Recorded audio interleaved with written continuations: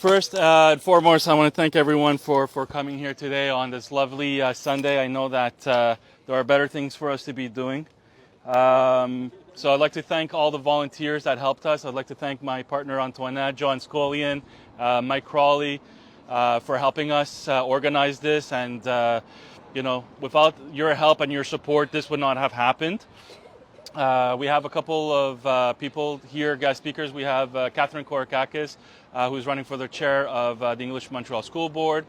We have Cosimo, thank you, Cosimo La Rosa, who, representing the Red Coalition. He'll be talking more about what we've been up to there. And my name is Marc Perez. I represent my own organization. Let's talk about Quebec, Parlons du Québec. Our objective is to figure out what issues Quebec has and provide solutions and have discussions. Antoinette represents the Unity Group. Talk about your group. Oh, we're against all these language laws. We want to make sure that every person in Quebec is able to speak the language that they want. That's what the Unity Group does. Awesome. Thank you. That's right. Thank you. So with Bill 96, and the reason why we chose to do it today at the Jewish General Hospital is because we know that they were visited last year. We see that these linguistic directives are confusing to everyone, and everybody's worried about whether they get service in English or not. Employees, doctors, nurses, they're all worried about if they're caught speaking in English, that they're going to receive a fine, which is possible because of Bill 96. So this is a natural person, by the way. This is the definition of us, citizens, regular people that are not employees of an institution or any company. And then for legal fines for a legal person, that's what refers to, that's the legal term for hospitals, corporations, enterprises, and stuff like that. So if an OQLF agent comes and you're two employees and you're talking in English, or you send each other an English email or an email just in English, you will get a personal fine. And the establishment and the company will also get a fine. And that's per instance. So if you were to have a conversation in English in this corridor and the OQLF agent hears you, that's one fine. He turns around the corridor, hears two more people speaking in English, that's another fine. So it's per instance. So there's no limit to how far this law can go. And it's as sick as saying that the OQLF could literally be in the operating room making sure that you're operating in French. And they did inspect those at the Santa Cabrini Hospital. They went in and they inspected the operating rooms. John, do you want to talk about your organization? Yes. Okay. Just a quick thought. Axe the fine. The Jewish is a bilingual, trilingual, multilingual. Officially, St. Mary's is bilingual. I love it. Okay, it's bilingual. Yes. Okay, so we get a lot of complaints from the OQLF where they say "bibi lala" because, like you and I, we're speaking. Talk to them. Okay, we're speaking in English. Okay, we're allowed to. The Jewish is officially bilingual. So if you and I are working in the Yeah, there. Okay, I'm doing it. If you and I are speaking English in the corridor, Could you speak louder? English illegal. if you and I, Antoinette, are speaking English, is that okay? Yes. Yeah. If you and I are speaking English in the corridor, they can't fine us. That could be contested. So what the thing that really shook me to my core is that they went into Santa Cabrini. People are sick. People are not well. Families are worried. They observed in the salle d'op, in the operating room. I'd like to know if the patient was aware that he was being observed by people who make more money than I do, and half of them don't have a bachelor's degree. That has never been brought up. So what happened in Santa Cabrini, and unfortunately I was working, was dégueulasse. It was horrible, and that is what we have to stop. Because I tell my kids, cut bail money for me, because if they come into St. Mary's, I'm not talking to them. And everybody can see this. Thank you. Yeah. Okay. Well, I think that's your speech. Yeah. Okay. There's one thing I would like to say. the Jewish General is my hospital. I've always come here. I've always been treated fairly, except for last year.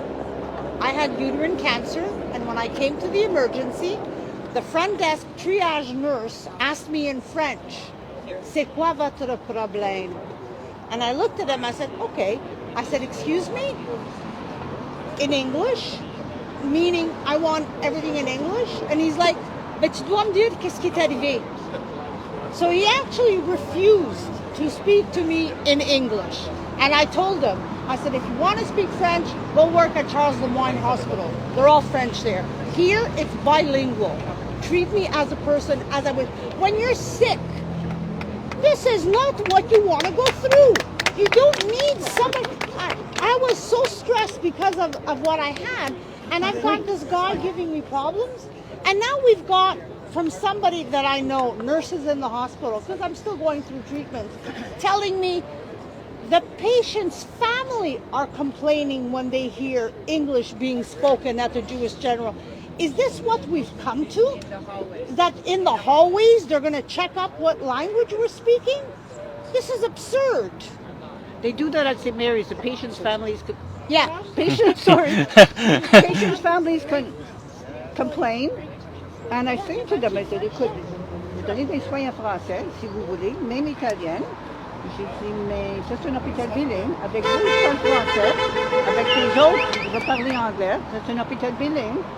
But I tell people who have problems, tell your friends in the Jewish, go to the ombudsman, written. Go to the ombudsman. Yeah, very nice. It goes nowhere, Joanne. It's okay. Tip. No, you have to keep on doing it. No.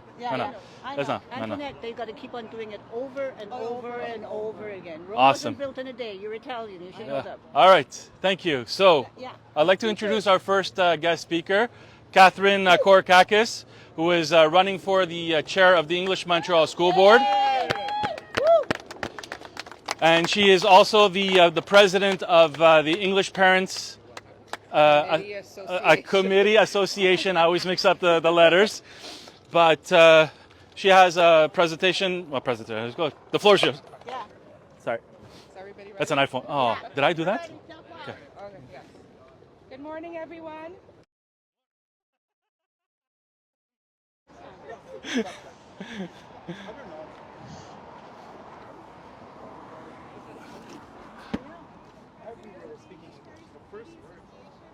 I'm Quebec and a candidate for the chair of the English Montreal School Board. It is an honor to join you today at such an important event where we can defend our rights, our community, and the very essence of being a Quebecer. I remember organizing the first Bill 96 rally in 2002. Thousands marched in solidarity, and I had the honor of being one of the primary organizers. I recall making numerous calls to community leaders, explaining the perils of this bill and urging them to support us. One particular conversation has stuck with me. I contacted the universities and asked them to join the march, but they declined because they did not believe that Bill 96 would affect them directly. We all know how that turned out. Why am I sharing this story? Because Bill 96 affects everyone, whether you realize it or not. Bill 96 is more than just a piece of legislation. It threatens the fundamental rights of individuals and communities throughout Quebec. It creates barriers where bridges should exist and walls where doors should be open. The bill has an impact not only on our children's future, but also on the services that our community depends on. It violates the rights of linguistic minorities and communities and communicates, to our children that their language and identity are secondary. It impacts institutions like the Jewish General Hospital, but also institutions like the Montreal Children's Hospital, where I had a run-in with this whole thing. I'll talk about that later. But it impacts children as well, where access to English language services could be limited, jeopardizing the quality of care for so many. How can we stand idly by while this happens? The answer is we cannot and we will not. The diverse communities of Quebec are not requesting special treatment. We seek respect, fairness, and the protection of our rights. The law divides Quebecers along linguistic lines, weakens rather than strengthening it. Our province thrives on diversity. Our strength stems from our ability to coexist, embracing diverse cultures, and create an inclusive society for everyone. Today, as we stand together to say no to Bill 96 or Law 14, we advocate for the rights of English-speaking Quebecers, allophones who speak multiple languages, and francophones who envision a Quebec in which everyone is treated equally. Yeah. We will not leave behind a legacy of silence. We will speak up, fight for our rights, and continue to advocate for a Quebec in which language is not a barrier, but rather a bridge that connects us all.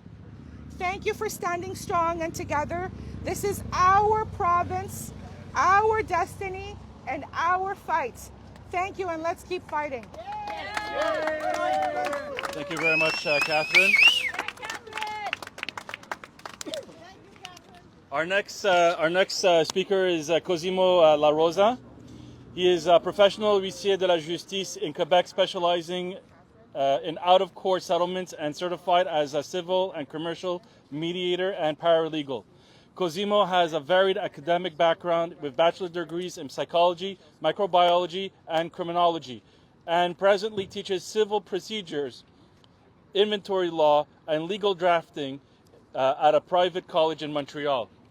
As a past consultant with the International Academy of Law and Mental Health, Cosimo was part of a group of academics working to increase research and cooperations between health professionals and law enforcement.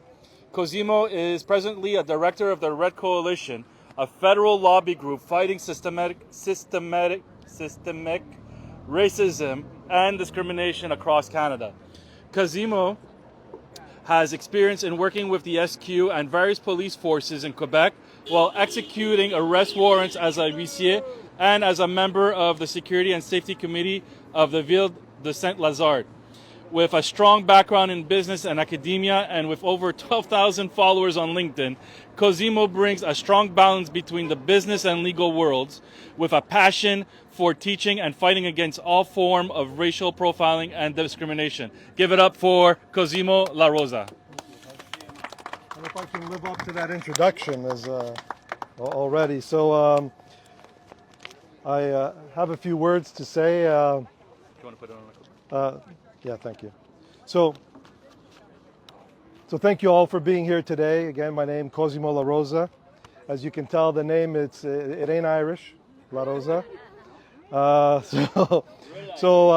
we're all here for really one reason: standing up for raising our voices against what has become one of the most divisive, discriminatory, and damaging pieces of legislation in Quebec's modern history, this Bill 96. Before I get into the heart of the speech, I want to acknowledge that I'm standing here today also on behalf of Joel de Bellefeuille. I don't know if you know of Joel de Bellefeuille, but Joel de Bellefeuille is the founder of the Red Coalition. Unfortunately, he couldn't be here in person, and I sit as a member with Joel on the coalition itself. He's been a relentless advocate for justice and equality in Quebec. His absence today is only because of a scheduling conflict, but in his spirit and his message, he prepared me a written statement which I'm going to read and deliver to you today, and then I'm going to be adding some of my own comments. So from Joel, to understand why we are all gathered here today, let me first give you some background on why I, Joel, created the Red Coalition 3.5 years ago. My journey started with something far too many of us have experienced: racial profiling and discrimination. Nearly 15 years ago, I was stopped by the police for no other reason than the color of my skin, and ironically, because of my French last name. It wasn't an isolated incident, and it wasn't a misunderstanding. It was racial profiling, pure and simple. But rather than accept that injustice, I took the fight to the court multiple times and won every case. I fought against municipalities and emerged victorious each time. Each of my cases has set legal precedents in Quebec, having been cited in 35 other cases, marking a victory not just for me, but for every person who has ever been unfairly targeted by racism and racial profiling. Out of those victories, the Red Coalition was born, an organization dedicated to fighting for the rights and freedoms of all people in Quebec and across Canada, no matter their race, their background, language, sexual orientation. While the Red Coalition initially focused on issues such as racial profiling, the mission has grown to include the fight against all forms of, dare I say the word, systemic discrimination. And that includes 96. Now, 96, as others have said, is not just about language. Let's not fool ourselves into thinking it's merely a law to protect the French language. The reality is much darker and much more dangerous. 96, just like 21 before it, uses a heavy-handed power of Section 33 of the Charter, that infamous notwithstanding clause. Yes. It uses it to preemptively strike down fundamental rights. What we are witnessing is a government, the CAQ, using its legislative power to stoke division, create chaos, and push a narrative that pits Quebecers against one another. Language has now become a tool for discrimination in this province, and the CAQ government is responsible for it. Bill 96 is fueling resentment, not only between Francophones and Anglophones, but also between allophones and everyone else. The law paints the picture that the French language is somehow under siege, that French-speaking Quebecers are under attack by English speakers or immigrants. But the reality is that this government is solely creating a culture of fear and exclusion and hostility for their own benefit. Since 96 was passed, language has once again become the hottest topic on every social media platform, in every discussion forum, and even at the dinner table again. People are angry, people are divided, and the government is feeding that division with policies that encourage discrimination based purely on this language. Back in May of 2022, I launched the only e-petition at the National Assembly challenging the discriminatory nature of Bill 21, that so-called secularism law that allowed for open discrimination against religious minorities. And last month, in August of this year, I filed a $1 million complaint with the Quebec Human Rights Commission over Bill 96. Yeah. So, in that complaint, I made it clear that this law breaches Section 10 of the Quebec Charter of Human Rights and Freedom. This is the charter that protects individuals from discrimination on language, race, or ethnic origin. 96 is a clear violation of that charter. The law is having a real tangible impact on the lives of so many Quebecers. Anglophones who were born here in Quebec are being treated like second-class citizens simply because they speak English. They are scolded, they are sometimes harassed, they're insulted for speaking their native language in public. It's absurd in 2024 that people are being targeted in their home province for simply speaking the language they grew up with. And it's not just Anglophones, allophones, those who speak neither English nor French as their first language, are facing the same discriminatory attitudes. These are people who have come to Quebec to build a life, to contribute to our society, and they're being treated as outsiders, unwelcome guests, just because they don't speak French to the level that's expected. This is not the Quebec that I, Joel, or the Red Coalition stand for. The government's Office Québécois de la Langue Française, the famous OQLF, has been given near unchecked power, and these are my words here, and money and budget, to hunt down businesses and individuals who do not conform to the strict language laws under 96. We've all heard the stories of businesses being fined or harassed because their signage wasn't predominantly in French or because an employee was overheard speaking English. It's a language witch hunt, plain and simple, and it's tearing at the fabric of our society. But this just isn't just happening to random businesses. My own business, Joel's, has been the target of online haters who, because of my lobbying and social media posts in English, decided to file complaints to the OQLF against me. The trolls succeeded in getting 3 letters to be sent to me by the OQLF inspector accusing me of breaking language laws. But I didn't back down. I fought back diligently to protect my name and reputation, standing tall against the ridiculous policies of '96. My name, de Bellefeuille, is of Quebec origin, and my father was born and raised in this province. My roots run deep here, and I will not let anyone strip me of my identity or my right to advocate for justice. Now, beyond the personal impact on individuals and businesses, we also need to talk about the economic damage that Bill 96 is doing to Quebec. Families are leaving Quebec because they no longer feel welcome here.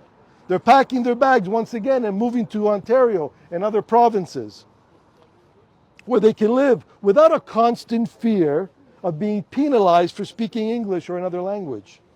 And let's not forget, taxes are lower in those provinces and the quality of life for many is higher. Businesses are also starting to leave again, taking jobs and investments with them. This threatens the economic stability of Quebec, but apparently the CAQ government is willing to sacrifice economic growth for the sake of their language crusade.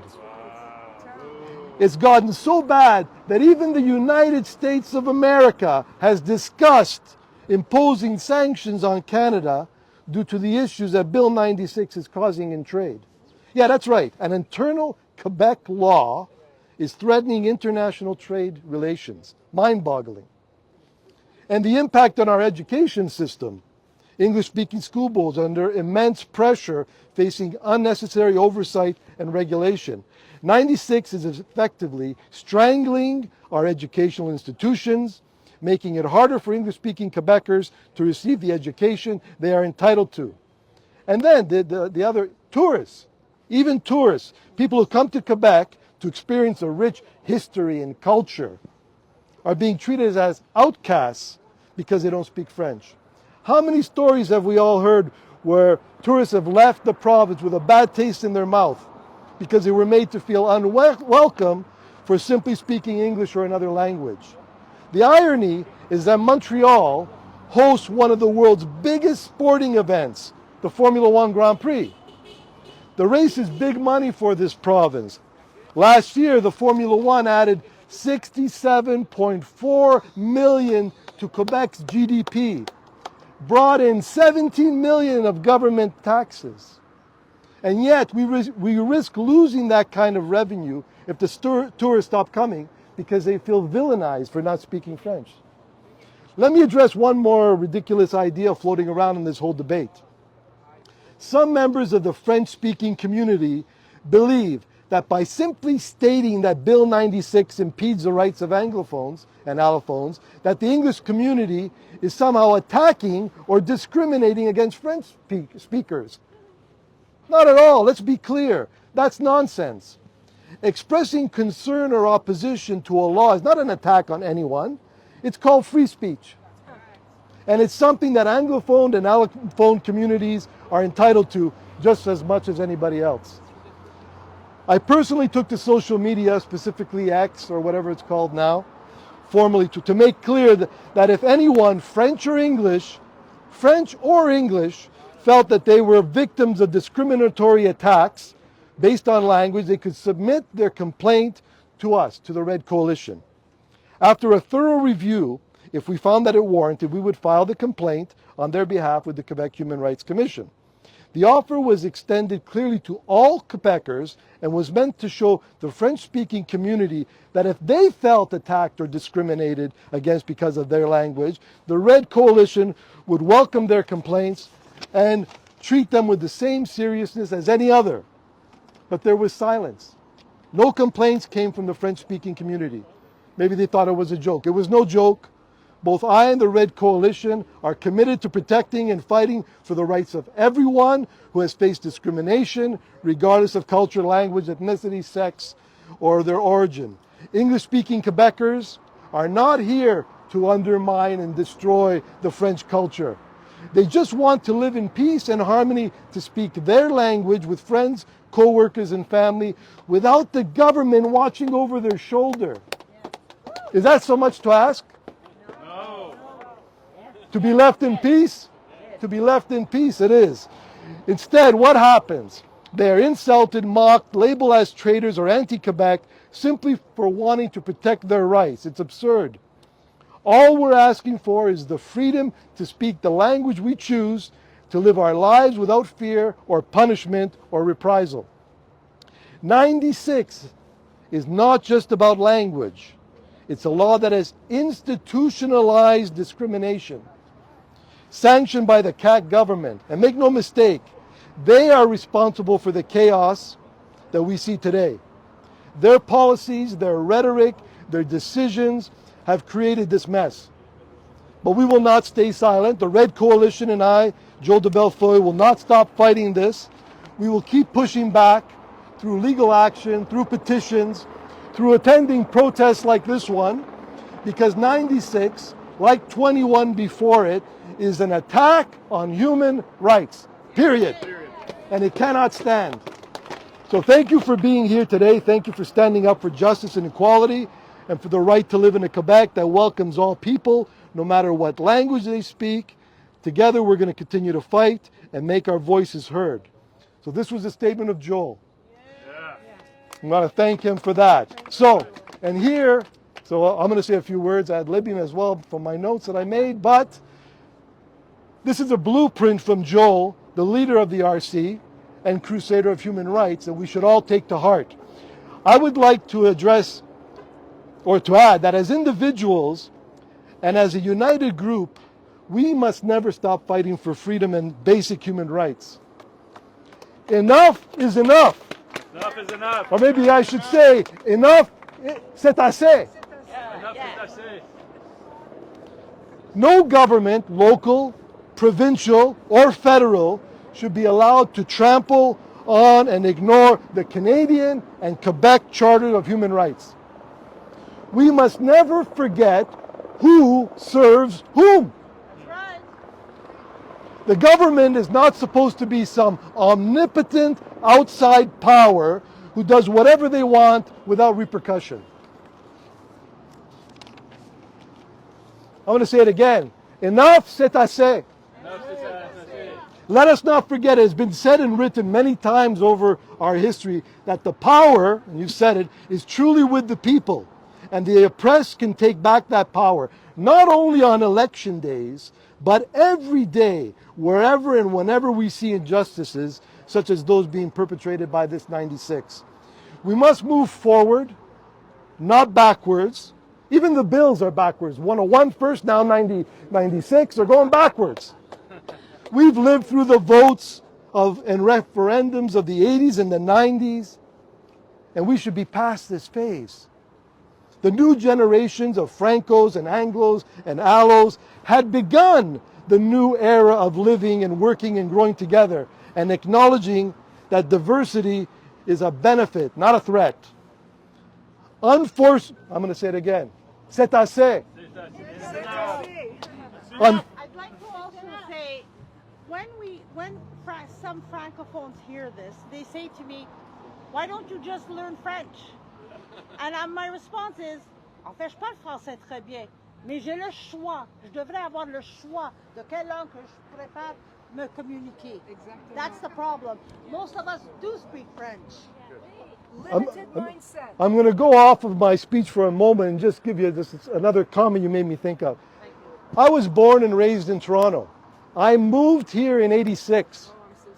I came here, the land of opportunity. I saw everybody leaving, going down the other way in the 401, and I said, I'm going to go there. I built a family, I built a business, I teach, I have a career. I love this place. Bravo. Je parle français avec un accent de Toronto, oui, je comprends. Ou peut-être un accent italien. But that's right. But there's no justification for discrimination of English in this country, in this province.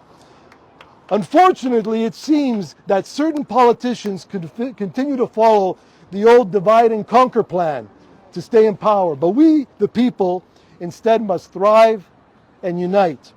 Sometimes it seems to me that certain leaders of Quebec are competing to have statues built of them in front of the Toronto City Hall because they have built Toronto. I'm from there, I can say it.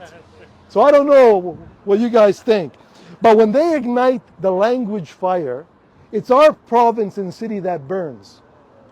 And it's Toronto and other provinces that flourish. Right. Enough, c'est assez. In conclusion, you're probably happy to hear that from me, right? Let's think of Bill 96 as an opportunity to unite. What's at stake? Our rights and dignity. 96 hacks away at language rights. But when such rights are restricted, it creates an environment for extremists to discriminate, not only on the basis of language, but also on nationality and color and sexual orientation and so on. It's a slippery slope. Slippery slope, yeah.